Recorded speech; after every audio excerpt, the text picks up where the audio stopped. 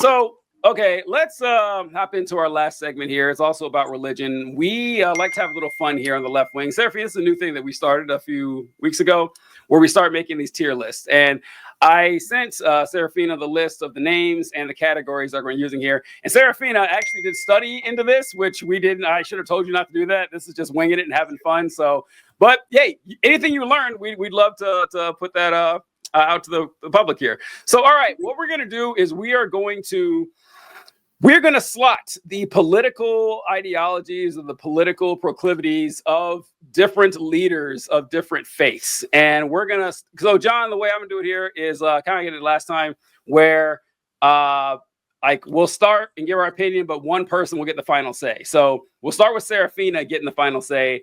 And we'll begin with the big honcho himself, Jesus H. Christ. We're going to start. Serafina, politically, where would you put Jesus, the Son of Man? Where do you think he would lean politically in today's world? I think the easiest place to put him would probably be the liberal side. Mm-hmm. That would probably be the easiest. Yeah, I got to agree with that all the way because, like, if he was like enacting shit, he'd be a communist, but he's not going to give a shit. He's just gonna be like, yeah, I generally think you guys are right, but that's the kingdom of man. I don't really care. And I do have some very conservative social beliefs as well. So yeah, I would say that guy's a liberal.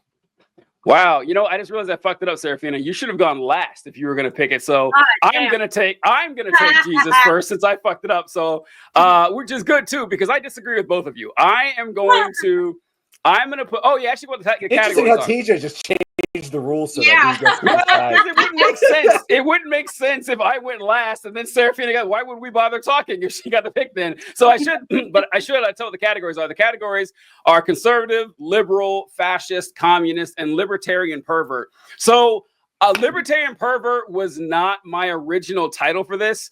Like, I wanted libertarian pedophile, but John doesn't let me have any fun ever. And he reminded me that, TJ, if you say that word too many times, the video might be demonetized, whatever. So I changed it to pervert. I didn't want it, but you know what? He was right. So I'm not putting Jesus there. Don't worry, Christians. But I think that I will go more with Communist for Jesus, which sounds like a great band or something.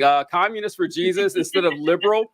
Because, Jesus is, he has the reputation of being the Prince of Peace and being, a pacifist and like a chill hippie bro. No, I read what Jesus did. Jesus had no problem beating the shit out of the money changers in a temple. That sounds pretty commie to me. Jesus had no problem saying that, hey, if you have sinned, that's something I'm worried about. I need to look into your life and berate you for what you've done. And by the way, I'm going to have my dad kick the shit out of you if you don't apologize to me, of all people. Jesus was a man of action. Jesus didn't sit around and let other people, boring ass politicians deliberate and solve problems for equality. Jesus would have got out there and done the work himself. So I am putting Jesus straight in the commie bracket. All right.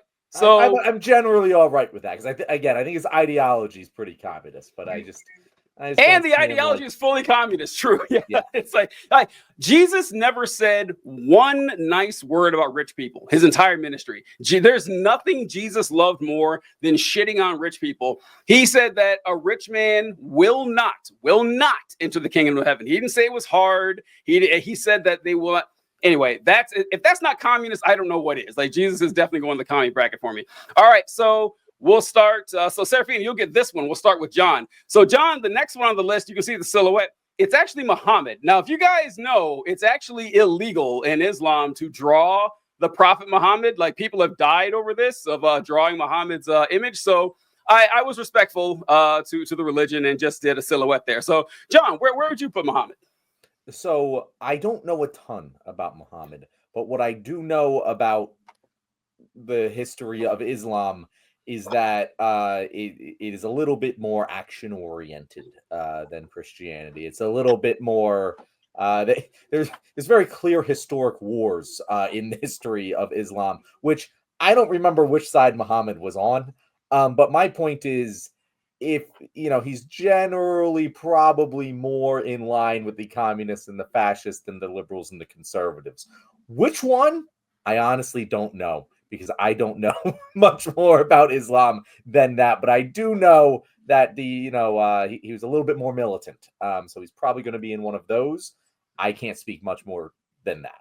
All right. Yeah, fair enough. So for me, I am torn between two of them, which is going to be fascist and libertarian pervert. Now, Muhammad, Going to be respectful and not draw Muhammad, but he might be call him a pervert. Well, listen, Muhammad did himself no favors when he married a 9-year-old. I mean, that's on him. If he doesn't want me to call him a pervert, that's his problem. So I'm sorry. When he was betrothed to a 9-year-old. Okay, so yeah, so not much better in my book. So although I have to go with fascist, because you're right, John. Like Muhammad was all about the conquering. Like Muhammad was he started this tiny cult in Medina in what 8700 or something like that.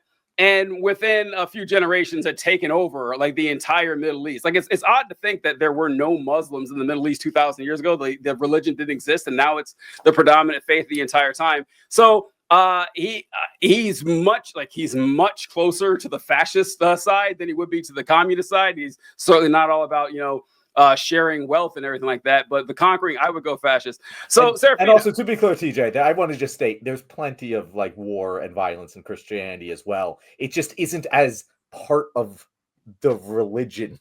It's not as closely. Jesus didn't do it. You know what I mean? Okay. Like there's no depictions in the Bible of Jesus going to war. Whereas I don't know if it's in the Quran, but like I know that Muhammad went to war.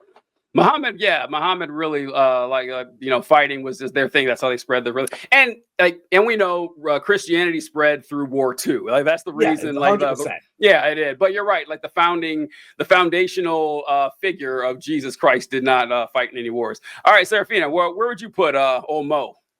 Yeah, I was leaning towards communist at first, but as I kind of heard y'all talk, I kind of have to go towards fascist.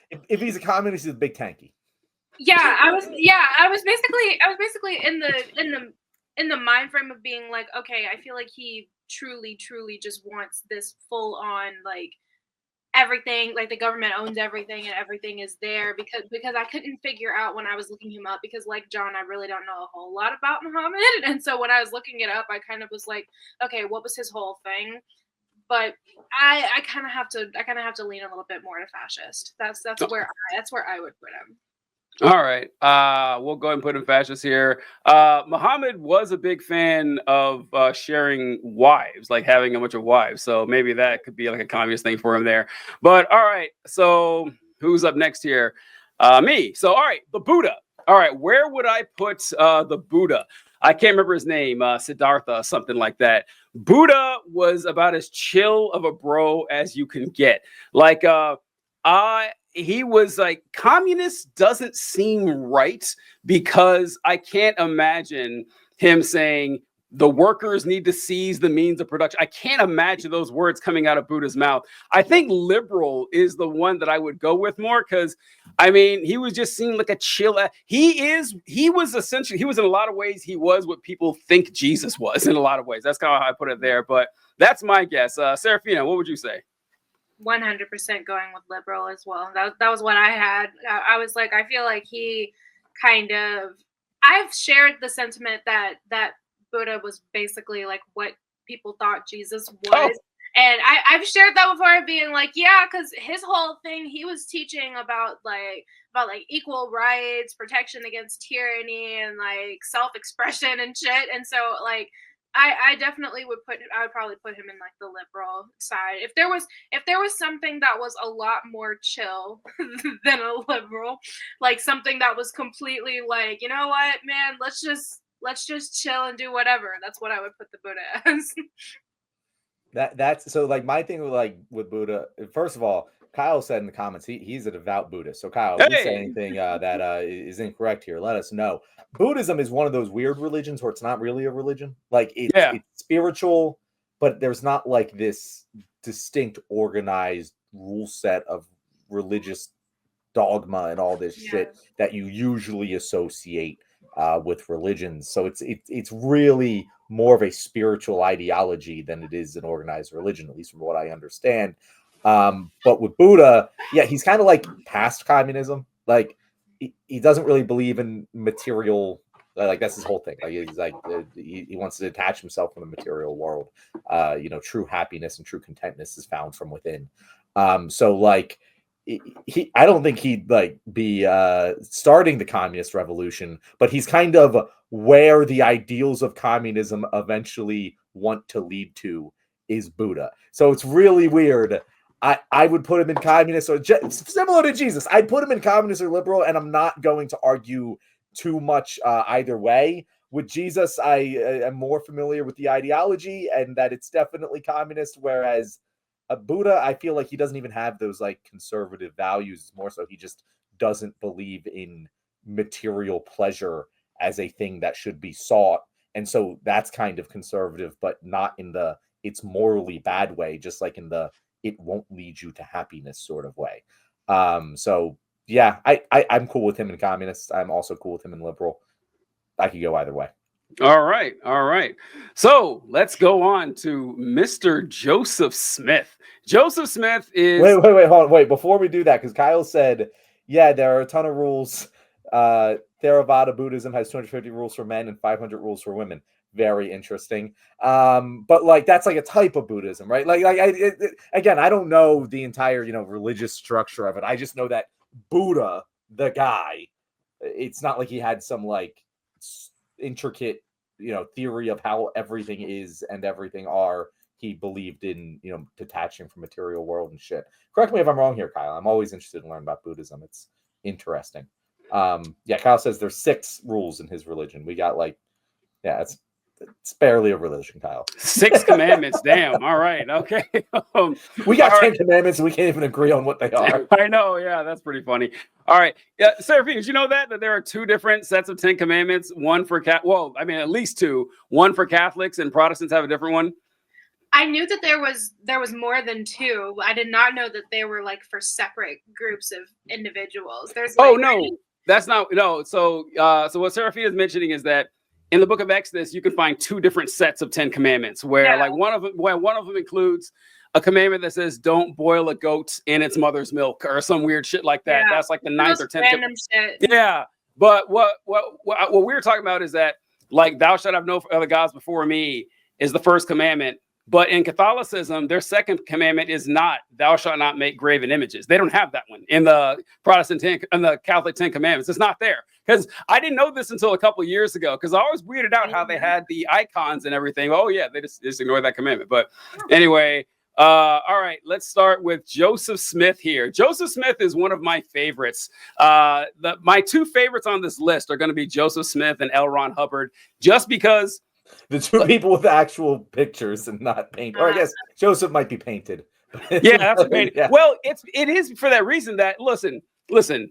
You start a religion in 500 BC like Buddha did. Okay, of course you did. Of course, like you started in like AD. Does. Yeah, you started in AD 30 like Jesus did. All right, yeah, people didn't know what the sun was. No one had any idea what was going on. Man, you start a religion in the 19th and 20th century. Right. Great job. Good work. I mean, you somehow convinced modern people, like born in hospitals that had birth certificates and like people who lived in the modern fucking world that, oh, actually, I'm an emissary to either God or aliens. I mean, I'm drowning in charisma, and I couldn't imagine doing something like that. So I don't know. So all right, Seraphine, I believe you're starting us off here. Where do you put Joseph Smith on the political spectrum?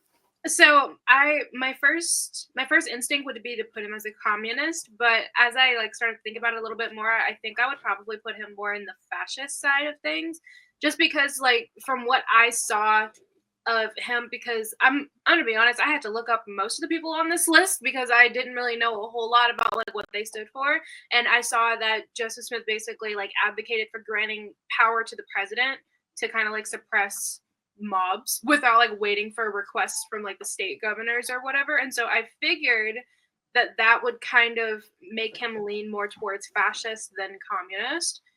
That's just me though, and so I don't know. What do y'all think? Oh, I have a pretty good guess as to where this guy's going to end up going. John, don't try to predict, John. Just give us your answer and we can move on. Let's not. So The very little I know about Mormonism is that they are very particular about the sex shit. And don't get me wrong, us Catholics have a lot of bad shit about the sex shit. But I'm also always like, yeah, all of that bad sex shit is, basically just to cover up for pedophiles, and actively creates them when it isn't to cover up for them. So, like, just knowing the little bit I do about Mormonism and how, even compared to my Catholic upbringing, they're really weird about the sex shit. I would be surprised if I see this guy going anywhere other than, libertarian pervert. But I don't know the libertarian. Like I don't know too much about John Smith's libertarian bona fides. So I don't know, TJ. I think that you have a little bit more knowledge about him than I do. Bona fides is a good word. Is a good term. I like the term bona fides. That's I really said good. it right too, TJ. Yeah, I know. Yeah, it's like most fucking idiots would say bona fides or something. Not John Cooper though. John, he would. But yeah, Joseph Smith. While he like the religion does have a lot of rules and it has like these strange culture and everything about him. They are perverts to the core, right? I mean, like, what was the guy? I just thought that Jeff something. He was a Mormon leader like 10 years ago, and he got arrested because he had like all these women and girls. He had like 80 wives or something like that. And yeah, his dad was the leader of this Mormon group. And when his dad died, he married his dad's wives. And I remember watching. Yeah, I remember one of which was well, I don't think maybe his actual mom wasn't alive, but he married all of his dad's wives. There were like 30 of them. And I saw this documentary and they said, yeah, people in the church thought that was kind of weird. Really? You think no, that was, yeah, they said, wow, that didn't sit well with a lot of us. They stayed in the church though. Because he was the man of God. And God, they never leave. They never leave. They'll see their pastor doing some like fuck shit. And they will still be like, yep, that's still my pastor. Still, I've been here 10 years and I've been here 20 more. And it's like, nothing can make you leave. Warren Jeffs, that was his name. Mm-hmm. Yeah, the Church of Jesus Christ of Latter-day Saints. Yeah. Warren Jeffs, that was his name. And yeah, so like it is a cult. I guess it's a religion now. It's big enough. That's the only difference. Like how socially accepted is it? But when you can pin it down to cult leaders, cult leaders, once they get the ball rolling, it always ends up one way. And that is, now it's time for me to fuck your wife. That is where it always ends up. And it's like, let the kids know because they're involved in this too. Believe you me. Like it always ends up there, like with the Mormons, or I mean, with the cult leaders and shit. So yeah, I have no choice, ladies and gentlemen, to put Joseph Smith into the libertarian pervert category. Now, his libertarian cred, all right, probably not that great, but Joseph Smith had 40 wives. 40 wives, okay? I don't know how old he was when he died, but he was a convicted con man, which is right up the alley for libertarians. And so, listen, died young, had a bunch of wives, a lot of them underage, perpetuated this, sex cult. Yeah, definitely going there. All right, who do we got next here?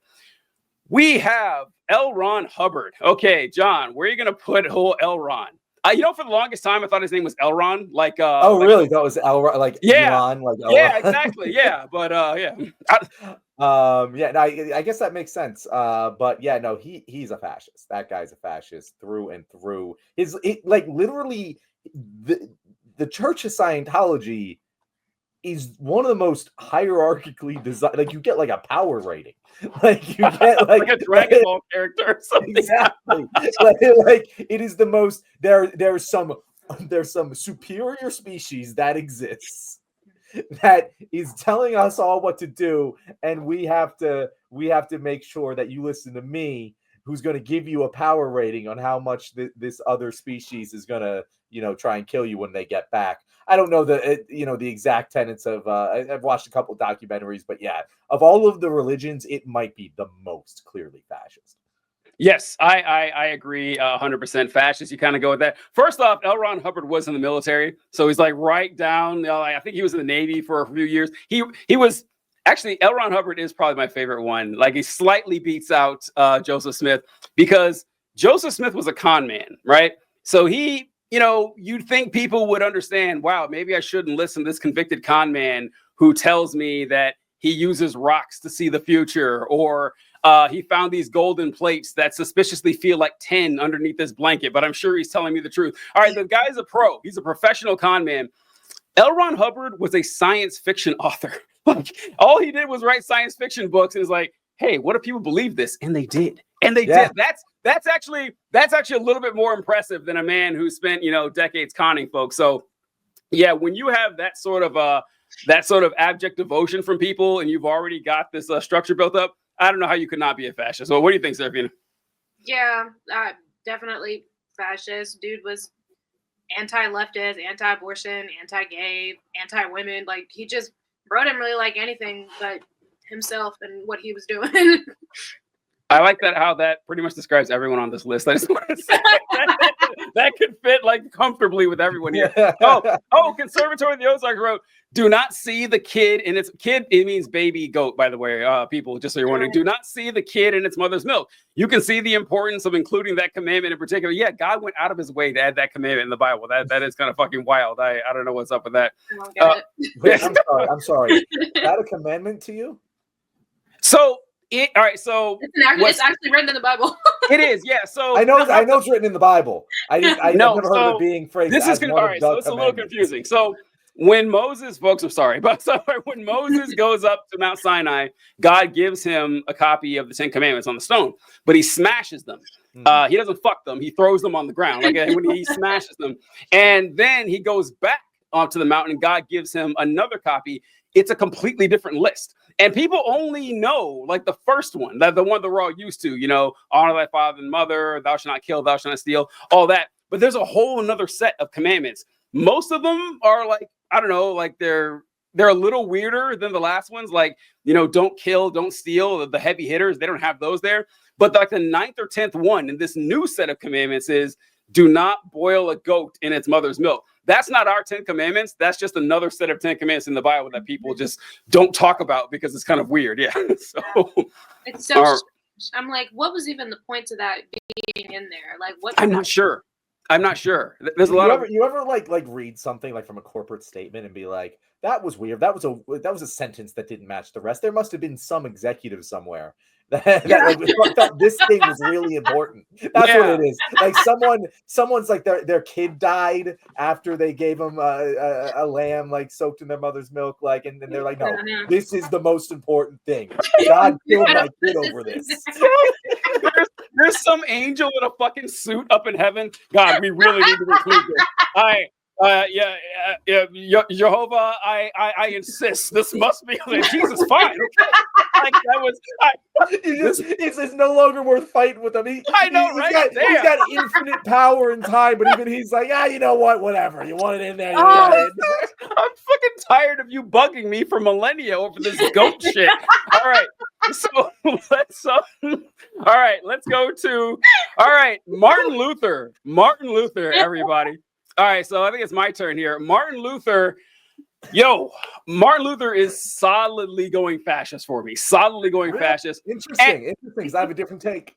Okay, all right. I'd love to hear a retort to mine because, like, what I talk. So this is something that always annoys me when people talk about history and World War II in specific with the Nazis and Adolf Hitler, is that they act like anti-Semitism just popped into existence in the 1930s in Germany. And it's like, no, like it's always been there. Like, it was there. Like, look at the history of the Catholic Church that we did a couple episodes ago, talking about how virulently anti-Semitic the Catholic Church was. That there was, pogrom after pogrom, punishing Jewish people and blaming them for their problems. But you could dodge that by saying, well, Germany is not known for its like Catholic population, is known for their Lutherans. Well, got you there too, because Martin Luther, just as anti-Semitic as the Catholic Church ever was. Martin Luther wrote a pamphlet called On the Jews and Their Lies. And this is like in the 1530s. And in this pamphlet, he describes what he thinks should be done with the Jewish population in Germany. And it goes a little something like this. Jewish people should be chased out of town. Their businesses should be burned down. And those who refuse to leave should be forced into labor camps. So with that alone, I'm going fascist. It sounds like a textbook guide to Kristallnacht. I will not entertain any other options, but I don't get the final say here. So we'll go to Serafina. What is your choice for old Martin Luther here? Yeah, I was gonna go conservative at first, but when I saw that he had like authoritarian tendencies. I was like, did I say that right? That he had like those types of tendencies, and I would probably lean more towards fascist. And plus, that quote that you just read about like put them in the labor camps and shit. That sounds like some shit that Francisco Franco would say. Yeah, and so I'm like that's like some. Okay, cool. Not Francisco Franco. No, Franco worked. No. Mussolini. I was doing a whole history thing, and I was like, not Franco, Mussolini. That sounds like shit that Mussolini would have said, like verbatim. That sounds like something he would have said. And so, yeah, I'm going fascist on that one. So let me give context that I'd never heard that quote before. So the context that I know Martin Luther in is his relationship to the Catholic Church, and in that story, he's the progressive. He is. And yeah, no, it sounds really bad that we just said all of that about how he hates the Jews and let's put him in labor camps, but he was the progressive at the time. So if we are labeling him compared to what we are now, yeah, no, we see where those beliefs led, and that was to the fascists. But he was kind of a liberal progressive at the time. Like he was like, hey, we shouldn't tithe these guys. That makes no sense. No, it wasn't the tithes. It was the indulgences. Yeah, the indulgences. Yeah, the Catholic Church has no authority to do these things. So I could see him being put. I would have put him in conservative because I would have been like, yeah, no, he's kind of like one of those right wing populists. That's where I would have put him. So and I don't think I don't know. Is it my turn to choose? It's your turn. Yeah, it's your turn, John. This is not a democratic decision here. This is all on you. You know what? Fuck it. I'm going to put him in conservative because at the time, everyone hated the Jews that much. That wasn't special. That wouldn't make him fascist. That was just made him a normal guy. Like this is prime Jew hating time. Like that's nothing special about it. Nothing right home about it. Just in case we get any emails, John is ethnically Jewish. He can say this, okay? All right. Just before anyone says anything, I want to make that very clear. John has a past to say stuff like that. I would never say this, but John is exploiting his ancestors to his heart's content. Yeah. I do have to say that it's funny because I agree with Martin Luther's critiques of the Catholic Church. Of course, I don't think any of it's real anyway, but wow, was he right on the indulgences thing. For those who wonder what indulgences were, it was money you gave the church to speed up your dead relative getting out of purgatory. And like they had a song for it. They would walk around with this cup and say, once the coin in the coffer rings, the soul from purgatory springs. So it's like, yeah, pay me money and I'll make sure that your dad gets into heaven quicker. An amazing racket. Martin Luther said, all right, no, this isn't cool. You're stealing. That's not all right. But and at the time in the 1500s, nailing the 95 Theses to the church wall, churches were killing folk back then for doing that. So yeah, Martin Luther put his money where his mouth was. I got him credit there. What was the name of the thing that you said that they were about the dead relatives in purgatory? I've never heard of that. What is that? Oh, you know what? That might not be right because an indulgence was money you paid to commit a sin. That was so I think it was both. I think they did. Oh, okay. I think it kind of started as like the sin thing, and then they realized, but wait. What if we could do this for the I know, right? I'll make even more money. I'm actually surprised it took the church so long to do the pay me to commit a sin thing. Because it's right there, right? It's like commit a sin and then ask me forgiveness and you're fine. It's only a hop, skip, and that's what Elrond, he just took indulgences and fucking science fiction to it and just put it into hyperdrive. By the way, shout out Miss Krachowski. For my world religion class, you're really coming in handy right now because I did not have the time to prep for this, so I'm pulling a lot of shit out of 11th grade. One thing I do have to commend the Protestants for is breaking from transubstantiation. What the fuck, Catholics? Like Catholics like genuinely teach that the bread and the wine of communion literally turns into the blood and flesh of Jesus Christ. Like the guy dies for your sins 2,000 years ago. Metaphorical. Like, Not the teaching is you believe that inside your body there is human, literal flesh. You can't see it anymore. It's there.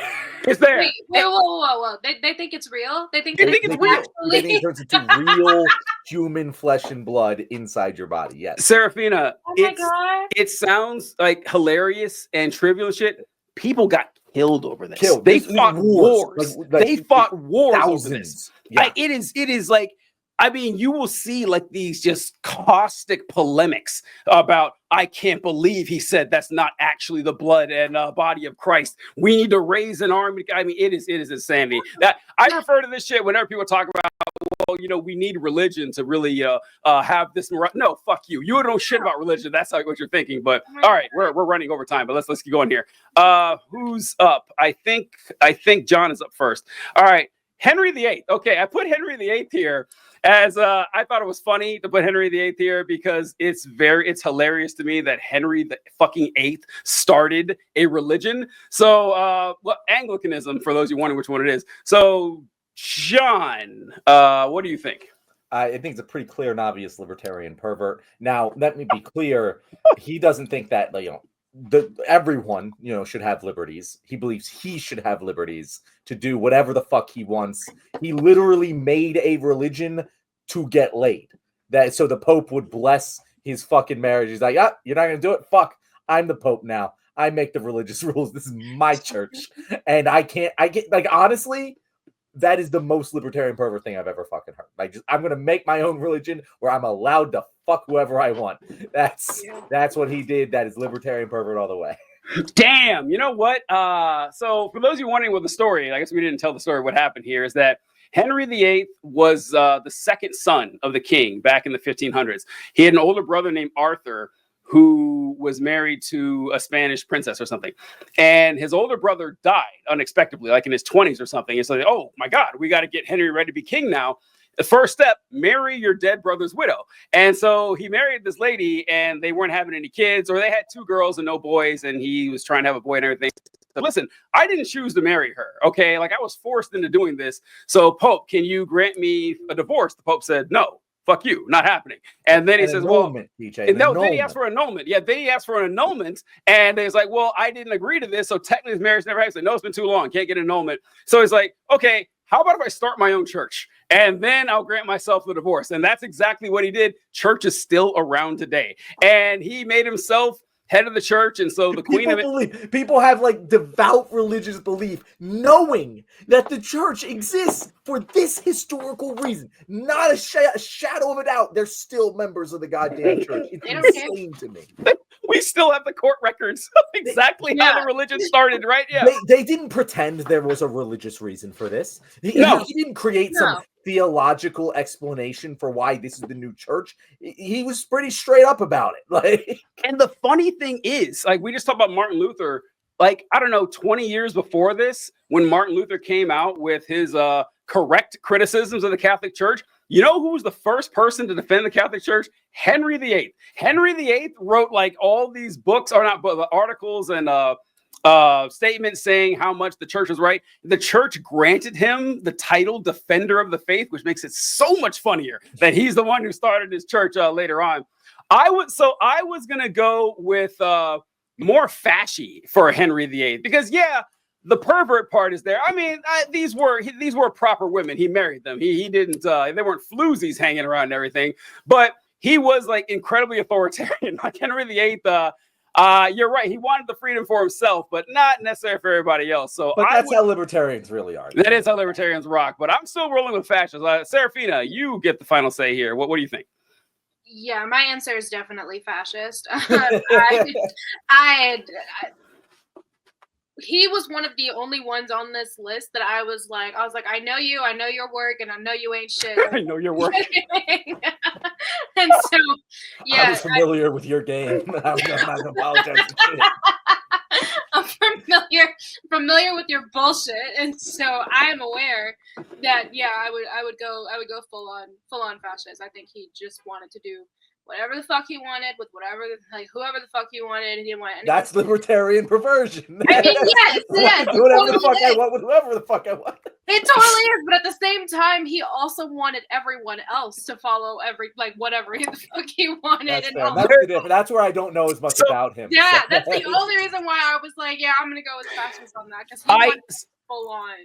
So I did kind of put you guys in a rock and a hard place situation here because there is very little daylight between fascists and libertarians in my experience. Very little. I just wanted the pervert thing. I just wanted to add that because I thought it would be funny. So yeah, that's where it's just like it's the natural progression. You know, it is. If you take anarcho-capitalist libertarianism, it's going to eventually devolve into fascism. Like, it will. Yeah, it has to. Just if might equals right, then it's going to be fascism eventually. Okay. All right. So down to our last two here. Okay, we're going to go with Moses. And if you guys are wondering, yes, this is Moses from the Pixar film, The Prince of Egypt, is what I picked there for Moses. And so many great depictions of Moses, and you went with that one, man. Yeah, I thought it was the funniest one to me. And so I do love if you guys have not seen the film, The Prince of Egypt, I highly recommend it. It is very good. I like it a lot. So with Moses, like where would I see him? Conservative, liberal. I gotta put Moses as conservative. I have a hard time putting him anywhere else. Like I don't see commie vibes from him. I mean, he did, want to free the slaves, but only because they were his people. It's not like he didn't. Let's be clear. There were many other slaves in Egypt. He didn't give a shit about them. Yeah. There's actually a great line in The Prince of Egypt when Aaron is talking to him. It's like, Moses, when did you start caring about slaves? Is when you found out that you were one of us? It's like, yeah, that's true. That's exactly when he started caring about slaves. He didn't give a fuck about it before then. And so, yeah, kind of a Johnny come lately to the morality thing. So, like, I think Moses had like rules. That's just what he's known for. Rules that we have to follow, and this is the right thing, but didn't think too hard about the equality thing unless it directly affected him or his family members. What do you think, Serafina? I'm definitely going conservative. I'm looking at like the notes that I made because I like actually took this shit seriously and looked up this shit. I love that. I love that so much. And I saw they talked about like him having like kind of like a mixed regime with like equality and hierarchy as like an ideal political framework. And so I was like, yeah, conservative. That sounds about right. And so that's where I would kind of put him. So Moses is probably my favorite character in the Bible. Like when I was a kid, like Moses was that was the story that I just connected with the most. Fucking loved the movie with Charlton Heston. Charlton Heston, yeah, the NRA guy. Like I knew so much about this shit. I remember when I went to Passover at my Jewish grandfather's house, and like I knew all that shit. And like his Jewish buddies were like, how do you know all of this stuff? And I was like, it's in my book too. we have the same book. But no, I like Moses. It's a great story. Way better than the Nativity, in my opinion. But yeah, no, as down the middle conservative as you can possibly get. Not quite a fascist, he's not enslaving people himself. But he doesn't particularly care if you enslave people as long as it ain't his people. That's pretty. He's very big rule follower. Very very big conservative energy there. I agree. So wait, with Moses like being your favorite story, there's like 7 Moses stories. Like, do you mean the whole arc, the whole Moses arc of the Bible is just? Well, that's not a fair comparison. You compared Moses like entire 120 years on Earth to the Nativity story. That's not a fair story. Okay, you can compare it straight to Jesus. Like just to Jesus. Okay, like the whole Jesus arc. Like it's a good arc. Don't get me wrong. It got its own book. But like it just isn't. It doesn't have the je ne sais quoi. I think what makes Moses more interesting of a character is that he's human. Like Jesus, he's a deity. It kind of makes it a little less provoking of a narrative to me. And like Moses has to, fight with the commandments. My other thing about the story that I just find very, very funny is that like Ramses didn't relent sooner. Because like if I was Ramses, I would have relented after like number 2, maybe number 3 if I was being stubborn. I can't believe that like he went to 10. Like that's insane. Like it's just like I would have been like, fuck, like 10% of my slaves? Yeah, sure, just go. Just get the fucking locusts out of here. You gotta respect Ramses too. That's it has a better antagonist. Like who's the antagonist of Jesus? Like, fucking Pontius Pilate. He doesn't even show up to the fucking last bit for the climax. Like there's no narrative arc here. It's just whatever. Pilate. Yeah. Well, I mean, Seraphine, I'm sure you were thinking this, that it wasn't Pharaoh's fault, according to the Bible. No. Yeah. No, it wasn't. Oh my God, that pisses me off so much. Yeah. In the Bible, it says that God hardened Pharaoh's heart. It wasn't up to Pharaoh. Like God wanted to show off a little more. Yeah, God wanted to do that. It wasn't even, he had nothing to do with it. It wasn't even really Moses either. It was literally all God. It was God that wanted this shit. And it was God who decided to harden the Pharaoh's heart. It was God who decided to force Moses to go and talk to the Pharaoh to begin with. And I recently found out, because whenever you're reading like the story and everything, you think that like, oh, he hardened the Pharaoh's heart like in the midst of like the plagues and shit. I recently found out that he decided to harden the Pharaoh's heart like before Moses even left to go talk to the Pharaoh. Damn. He told him way back then. He was like, before you leave, I'm going to harden the Pharaoh's heart, so he's not going to listen to you anyway. And I'm like, Moses is going to murder all of these children. Yes. I'm going to send a literal angel of death to murder innocent children. And it's not even going to matter. No. Because I'm going to send Ramses after you anyway. And you're going to drown him. Moses and none of this matters. Moses was playing on easy mode the entire time. Yeah, don't worry. I got to take care of it and everything. And so... Kenneth says, I believe Moses got screwed over around the end of his life. I wish they added that in the movie. So I think I know what Kenneth is talking about. He never made it to the land of milk and honey. He never made it. He never made it. All the shit Moses went through. And you know why he didn't make it, folks? Here's why. Because God, the Israelites were asking, or the Hebrews at the time, the Hebrews were asking for water. They were watching the desert and they were thirsty. You know, how dare they? Because even after all of this, they still had to wander the fucking desert. They still had to wander the desert. And by the way, look, Dick, pull up a map sometime and look at the distance between Egypt and Israel. 6-day walk, maybe. Yeah. It is a short fucking trip. And it was 40 days of wandering around the Sinai, or 40 years around the Sinai Peninsula. In the South of Egypt, they're in the fucking capital. Yeah, it's. And so they're wandering in the desert because God won't let them in, and they're thirsty. And so God says, okay, here, Moses, I want you to go to this rock in this ravine somewhere, and I want you to hit the rock, and then I want you to talk to it.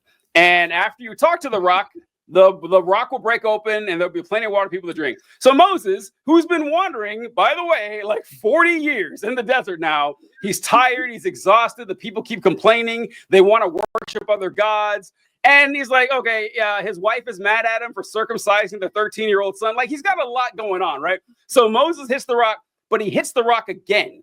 God told him not to do it. God gave him the water and said, I will kill you for this. And the guy says, yep, sorry, you don't get to see the promised land because you hit the rock one too many times. And he died. And he's like, yeah, you can see it. I'm going to tease you. I'm going to fucking mock you before. Of it, but you never could go there. Yeah. Listen, God the promised land that you're never going to fucking see. Yep. Old Testament God is such a dickhead. He's a prick, man. He's such a dick. And the only good thing about Old Testament God versus New Testament God is that Old Testament God didn't have a hell. Like once he killed you, he was done with you. Like you don't suffer for eternity in Old Testament God. That's a gentle Jesus, meek and mild is when the hell comes along. Okay, all right. So let's go to the last one here. Oh, Abraham. We're back to the Old Testament. I think we're starting with me this time.